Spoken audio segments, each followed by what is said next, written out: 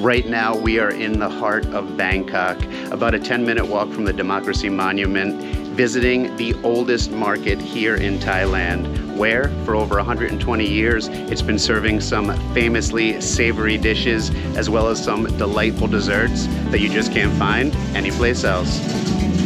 And as you know, feasting with friends is always more fun, so we're being joined today by Gary Butler from the Roaming Cook on YouTube and Dan the Man from Dan Thai Guy on YouTube.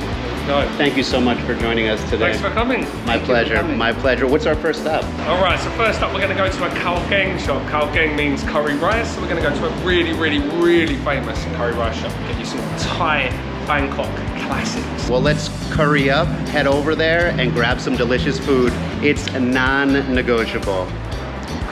Let's go. Let's curry up. I like it. Look at these selections. It all looks so delicious. One tip, get here early because they have about 20 to 30 dishes, but this is it. So as soon as they run out, it's gone and you'll have to come back the next day. This is lotus stems, coconut milk, and patul, which is Thai mackerel. We're also getting beef green curry. Now, I'm sure you've had a green curry before. I'm sure everyone's had a green curry before. A lot of people sort of see it as sort of beginner Thai food, but if I could give you one dish that is the quintessential Bangkok dish, would be Thai green curry. When it's done well, it's absolutely spectacular. We're also getting tepong, which is morning glory, in a kind of tart, sour coconut curry with more samjan, which is pork bellies. Sounds like a glorious morning to me. There you go, there you go. All right, so I'm gonna give you a bit of rice. All right. I haven't licked this spoon, so it's okay. Sharing is caring. Sharing is caring. So make a little, so we don't mix the curries up. A lot of my Thai viewers tell me off again if I mix the curries up, and like you're ruining the flavour. Build a little wall in here. Do you mind me asking how old you are? I am 44 years old. Right, so you're older than me. You're P. You're just a little bit older than me, just a touch. So you get to, I'll serve you first. Age, right, Dan? Age before beauty. Yes. I think I'm the oldest, right? Are you the oldest? Look, the youngest though. It's that Thai skin. It don't. Absolutely. Doesn't crack. Asian don't raisin. Remember that. Don't raisin. Bush. All right, let's jump into this. All right. Cheers. Mmm. Wow, the beef is so tender. Super soft. No. It's curiously delicious. Currently delicious. Yeah, that's the word. Look at that. Spoon test. Look at that. Very soft. Oh, yes. Yeah, good. And now my mouth is just a little bit on fire. Yeah, it's tingling a little bit. It's the right amount. All right, so next up I want to give you this tepong, which is the morning glory curry, my friend. Yes, please. Try this one out. Wow. It's a totally different flavor profile. Yep. I mean, you went from spicy to sweet. It's almost like a morning glory dessert. I really like that. There you go. This is one you couldn't eat without rice. Yeah. Like, I think a lot of people make the mistake of like eating stuff in Thailand without rice, and it's just either too sweet, too salty, too sour. In Bangkok as well, everything is going to tend to be a little bit more sweet, but no. And that's pork, right? That's pork belly, yeah, stewed pork belly. So you got a little bit of that belly juice in the curry. You know? It has like amazing texture to it. You know, like it's not just a flavor. Like everything in there, the morning glory mixed with that perfectly cooked pork. It's just amazing. I think that's one of the things I love the most about Thai food. It's not just the different complex flavors you got, it's those textures as well. I love textures.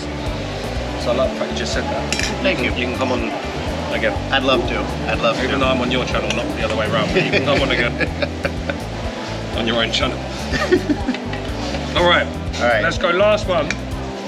So you're either gonna love this or you're gonna hate it. This one is like sweet-ish, sort of sour, funky, and a little bit fishy because it's that mackerel, so you've got that. It's not fishy, but it's got that oily fish taste to it. But I'll let you try it and I'll let you see what you think, my friend.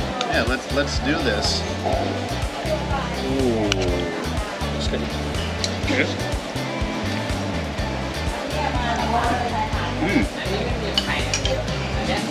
Again, I never would have thought those flavors would go together, but it's absolutely delicious.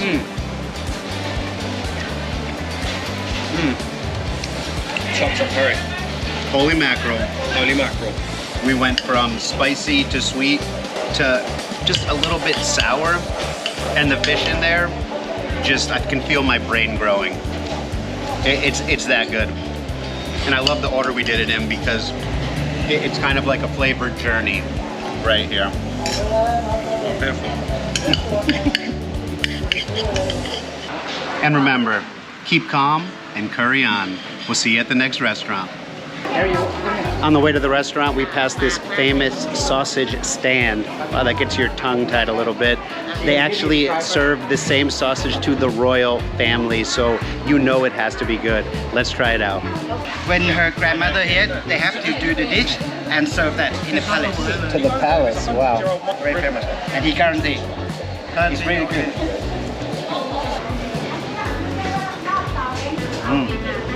Since I'm going back as a kid again. อันเมื่อกี้เป็นหมู So good. Full service. There's so much going on there because you've got that sort of peanut dust and you've got the gratiam dongs, you've got pickled garlic, so you just have really sour, a little bit spicy from the quinoa chili, and then it's hard to explain. It's more, this dish again is more about textures than it is about flavour. Although there's loads going on, texturally, absolutely incredible. You've got that soft pork sausage, and that has been spiked with rice as well, so that's even quite sour. But the main thing I love is the pai chapo, which is the, people call it a beetle nut leaf. It's not a beetle nut leaf, it's a wild piper leaf. It's like a cousin of a beetle nut leaf. And it's got the most wonderful sort of bittersweet kind of flavour to it. It's absolutely incredible. My favourite herb in Thailand, if you could call it a herb leaf. It's my favourite. And the best part is, she feeds you. She feeds us. อันนี้ไส้กรอก คุณน้าเขาอิจฉา เนี่ยคนจะทำให้เนี่ย I am so excited. I am jealous of you. It's my turn now. Oh, look at that. It's perfect. Open your mouth, open your mouth. ไม่มีคนวันนี้โชคดี Wow. It's good. There's so many flavors going on right there. The freshness of the basil leaf, that's what it tastes like. This kind of encompasses the whole thing. The sausage is tender. It's a little bit sweet. This is definitely the missing link that I've been having in my flavor for the day. So, kapun kap.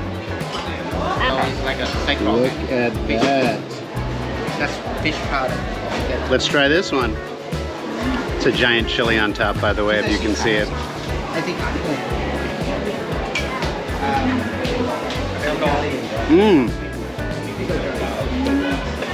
This time the flavor is totally different. That was more like a naked sausage with just a chili and some rice on top. I think I actually prefer it this way because you can really taste that sausage. It's sweet, and the chili gives it that perfect spice. Like, my mouth is tingling right now, and I absolutely love it. Top dish, and one that I've only seen here and at one other market. The other market being in Thailand, royal dish, and one you should definitely come down and check out for yourselves. That sausage was so delicious, but that giant chili that was on top has my mouth on fire. You can see me sweating. So I'm gonna come right here and grab a delicious, fresh lychee juice and try and put that flame out.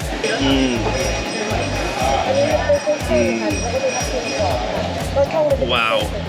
That is so good. It's definitely sweet, but it's exactly what I needed. Kapun kap.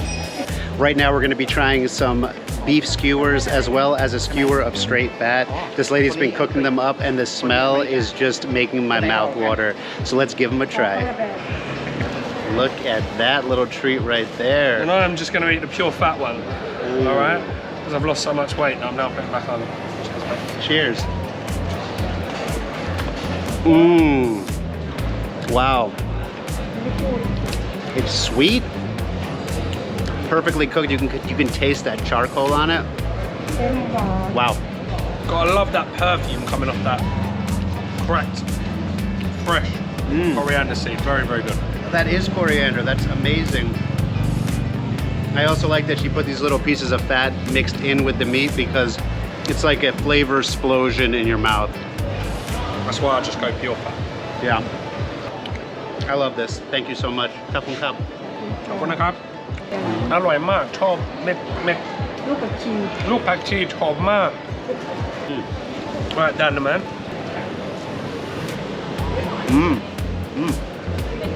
It just remind me of when I was a lot younger. So this is make me happy. It's going back time when I was maybe 6-7 years old.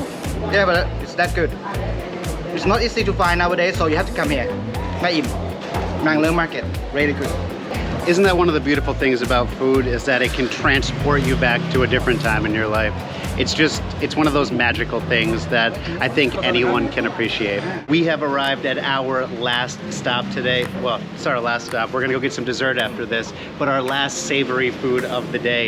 It's gonna be a famous beef noodle soup. It's been here for 76 years. 3 generations of the same family have been making it. And this is, for me, probably meat-wise, top 5.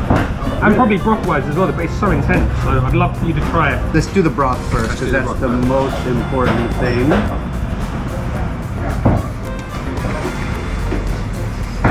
Wow, I mean, I feel like that's a Vietnamese style, like Yeah, because something I would get there. you've got the background hit of like star anise and cinnamon, so it gives you that similarity. Try some of these noodles before we get to the beef.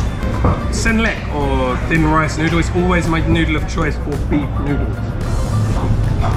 Oh wow, those are so good. It's like real noodles. Yeah, man. You know what you call a fake noodle? An impasta.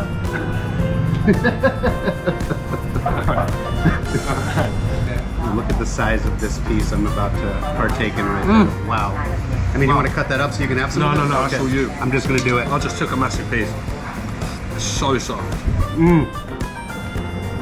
There's a mouthful of meat. Wow. That's butter like, isn't it? It's like hot knife through butter. I mean, the fat, it's been rendered down to the point that it's just like melting Yeah. in my mouth. I'm not sure if It's phenomenal. unforgettable. Unforgettable, nice one. And we decided to split one bowl because we've been eating Yeah. so much delicious food. I mean, on top of what we've eaten, to eat all that beef by yourself would have been... I mean, I could do it, definitely, but... You can't leave stuff in the bowl for too long. No. Otherwise Gary I'm will eat eating it. And I only waited that long because it's the first day we've been filming too. Okay, next time, 3 seconds maximum while I'm taking your food, okay? Absolutely, I passed the I don't test. care if you punch He me wants in the to face do another after. one. Definitely, definitely. I'm gonna go home, work on my euphemisms, Wordplay, wordplay, puns. puns. I'm a punny guy. I'm just Very punny, extremely punny.